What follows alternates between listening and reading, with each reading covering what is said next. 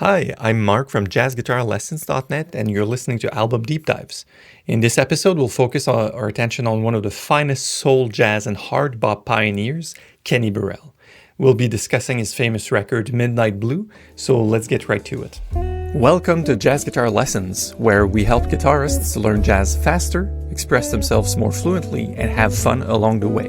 My name is Mark, and if you're looking to learn jazz, form better practice habits, and especially if you enjoy a French accent, make sure to subscribe. Kenneth Earl Burrell was born on July 31st, 1931 in Detroit, Michigan.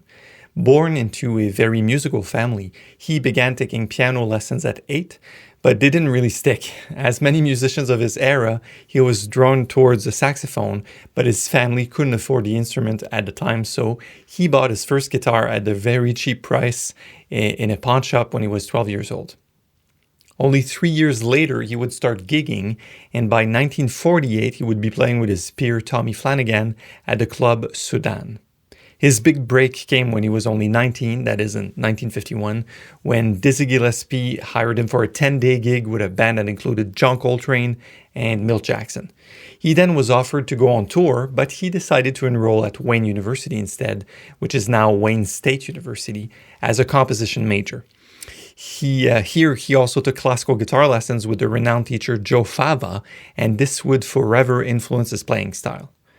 Right after finishing college, Kenny Burrell went on to tour with none other than the Oscar Peterson, the famous piano player, and his career skyrocketed after that.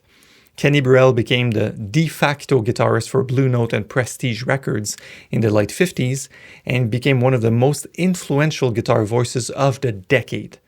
During his career, Kenny Burrell recorded roughly 100 albums as a leader and appeared in more than 500 recordings as a sideman.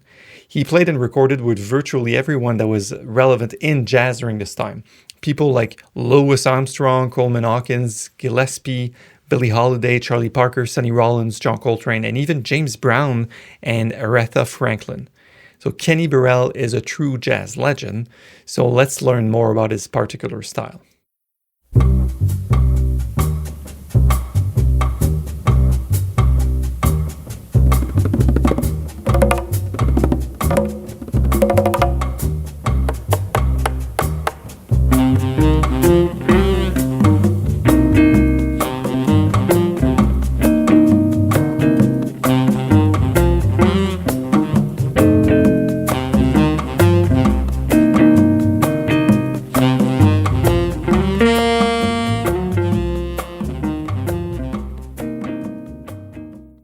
As you can probably tell by listening to the short example on the record, Kenny's sound is deeply rooted in the electric blues, and Midnight Blue certainly highlights this side of his writing and playing. The album was released in 1963 on the Blue Note label, and it features the sound of Stanley Turrentine on sax, Major Holly on bass, Bill Jean English on drums, and Ray Barretto on congas. This recording contains all original composition by Kenny Burrell except for one theme. The story behind the creation of this record is pretty interesting because it was conceived at a time when Kenny was extremely busy with studio work and touring, which he felt was not allowing him enough time to practice and advance as a musician. And it so happened that in 1960, he was offered a couple of gigs on Broadway, which gave him a steady income and time to practice and compose again. This is when most of the tunes featured on this record were written. The opening track, of which we just listened to the melody before the short introduction here, is titled Chitlins con Carne, and it's a relaxed Latin minor blues. Here, Kenny shows his electric blues credentials, and they are heavy. Growing up in Detroit, blues was present in Burrell's life everywhere he went. Blues was played on the radio, at live shows, on the streets, and as a result, the use of the electric blues language became one of Kenny's signature sounds throughout his career. During the solo, Kenny plays pure blues with his round, mellow tone, making use of bends, blue notes, repetition, and call and response, just like Muddy Water or B.B. King would. It's as if this opening track, he makes a statement that is this: blues is in my blood.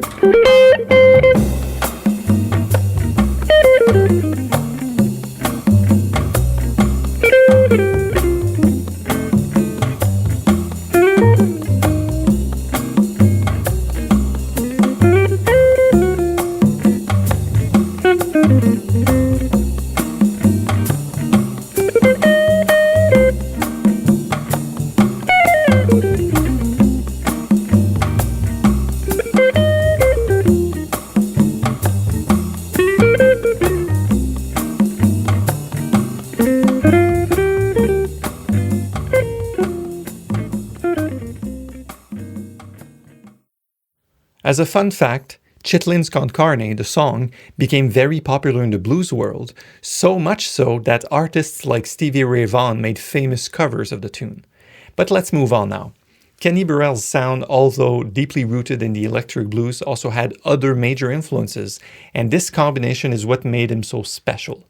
He always had stated that the three of his main influences were Charlie Christian, of course the inventor of the guitar solo, if you will, and one of the pioneers of bebop, then Oscar Moore, most noticeably that's Nat King Cole's guitarist for more than 10 years, and the great Django Reinhardt. These more jazzy influences are first presented on this record during the solo on the second track of the album titled Mule. During this blowing on the slow blues, we can hear Kenny spelling out the changes with single note lines, making use of chord tones with great lyricism, proof of his swing language and expertise. We can also appreciate it in making use of more chromatic language here and bebop licks. Let's listen.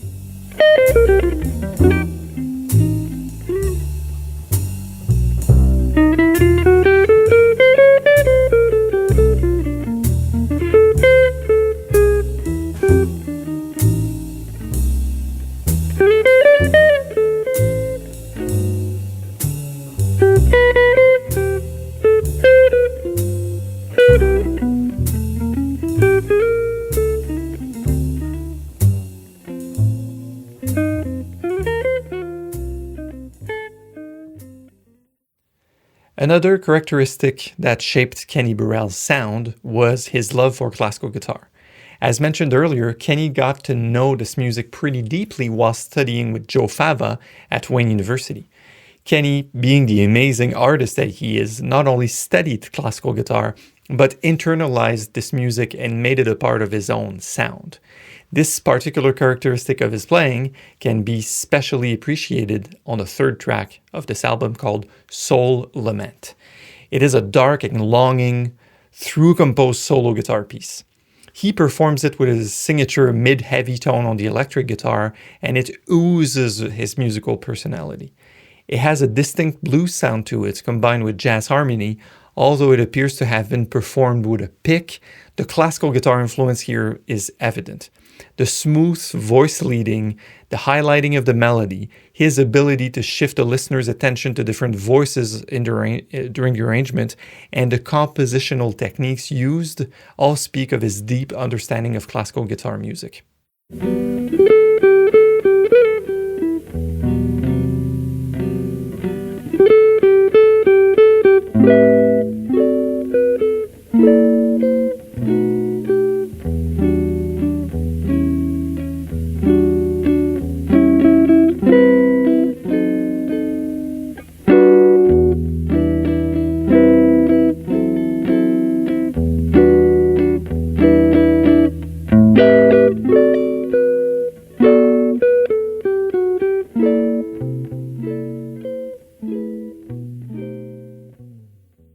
Up next, the title track of the album, Midnight Blue, is a great example of why Kenny Burrell's influence expands throughout many genres. He was not only recognized by jazz musicians, but also by R&B and rock and blues players such as Aretha Franklin, B.B. King, Jimi Hendrix, and they all sang his praise. The melody of this tune is extremely catchy, and it is no wonder that it appeals to both jazz aficionados and the general public alike. His solo features a lot of rhythmic interest, starting and ending phrases at different spots on the bar, making use of triplets, 8th notes and 16th notes alike, and Kenny's playing here stands out amongst the rest of his peers because his preference for short, rhythmically rich melodic phrases. He leaves a lot of space in between his ideas to allow them to sync better. And when he plays a long phrase like the one at the end of the short clip we're about to listen to, they have a bigger impact.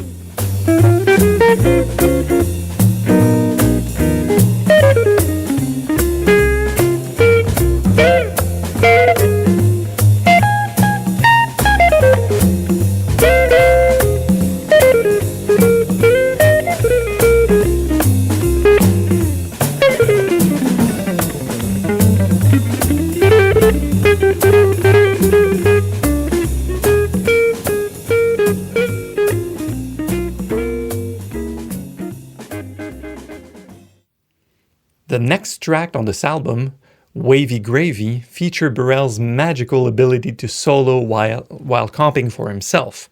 The tune is a blues in 3/4, so kind of a waltz feel, with a substantial introduction in which Kenny solos while the congas take a lot of rhythmic liberties.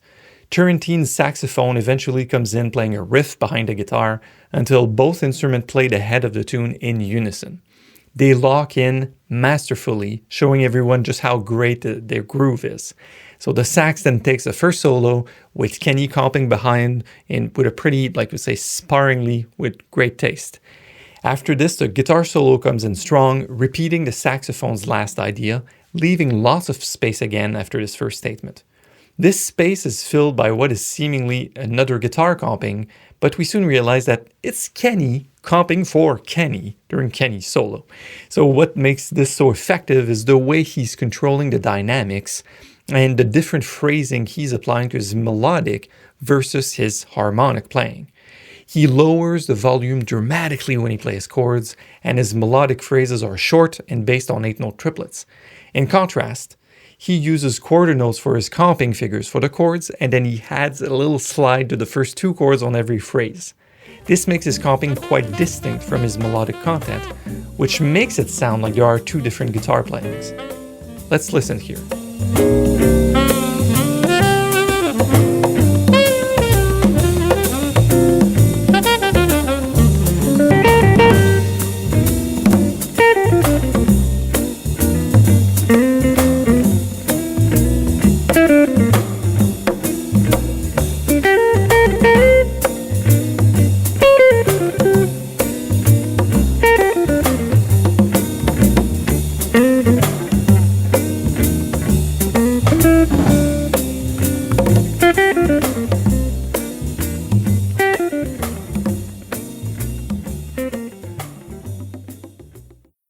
To close out the album, we have Saturday Night Blues. Unlike the opening track, it is played with a swing feel or a shuffle even feel, and it's even much slower than that. So the band really feels in sync here, making the song groove hard, and Kenny's rhythm guitar playing is fantastic. Which shouldn't be too surprising, as Kenny Burrell had vast experience playing in R&B rhythm sections in the recording studio, making his time feel extremely solid. The comping during the saxophone solo is particularly interesting as it showcases a different facet of Kenny's playing. We've heard him comp for himself, we've heard him comp during a Latin-tinged blues tune, a slow blues, and a blues in 3/4. Now Burrell chooses to play very percussively for all these in order to create forward motion and keep the momentum going. But the mid-swing tempo in Saturday Night Blues is perfect for a different kind of approach.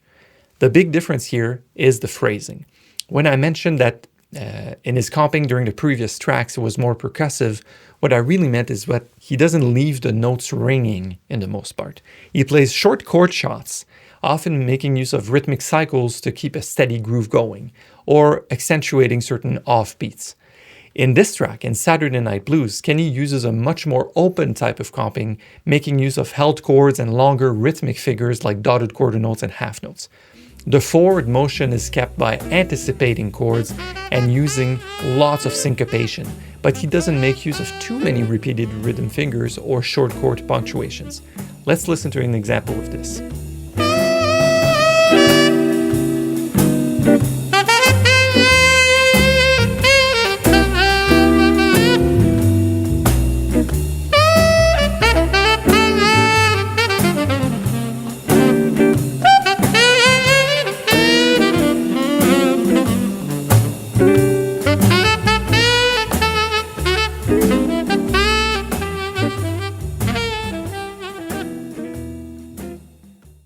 Now, if you want to listen to more of Kenny Burrell's music, I would recommend listening to his debut album, Introducing Kenny Burrell, 1956.